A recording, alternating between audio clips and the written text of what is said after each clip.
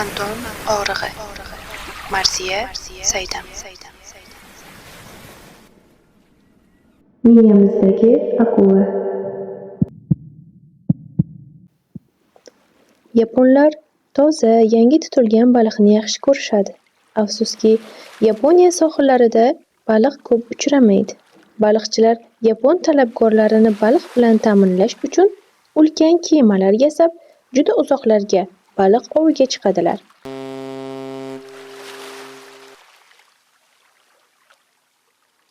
Uzoqlardan qaytar ekan, baliqlar biroz eskira boshlardi va baliqlarning tozaligi o'z qiymatini yo'qotardi. Yaponlar bunday baliqni xush ko'rmaydilar. Bu muammoni yechish uchun baliqchilar kemaga muzlatkich o'rnatishdi. Yanada uzoqlarga ketishar, tutgan baliqlarini muzlatkichlarda saqlab qaytar edilar.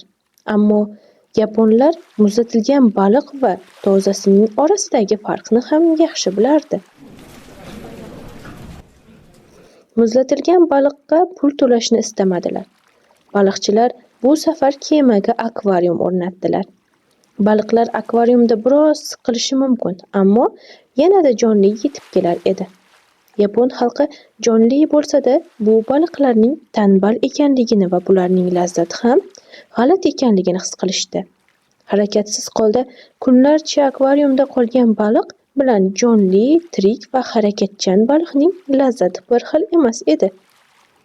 Baliqchilar endi nima qilsin? Qanday qilib Yaponiyaga toza tirik baliq keltirsinlar?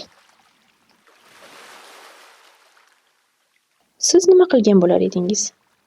Maqsadingizga erishdingiz, mukammal bir juft halolingiz bor yoki katta bir shirkat sohibisiz.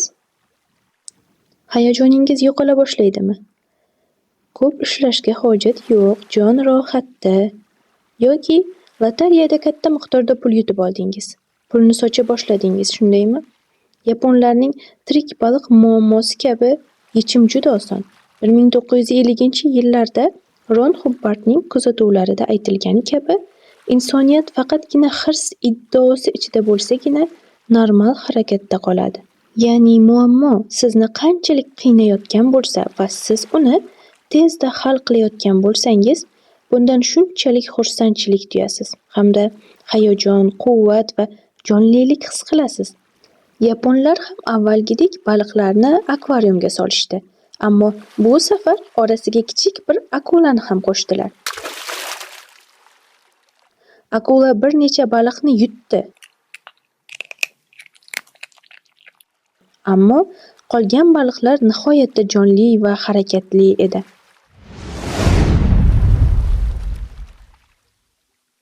Muammolarimizdan qochmaylik, ularning ichiga otilib kiraylik.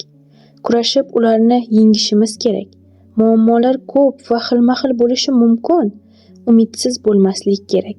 Ularni tanib, qat'iy qaror ila, ko'proq bilim va yordam dastagi bilan ularga qarshi jang qilmoq lozim.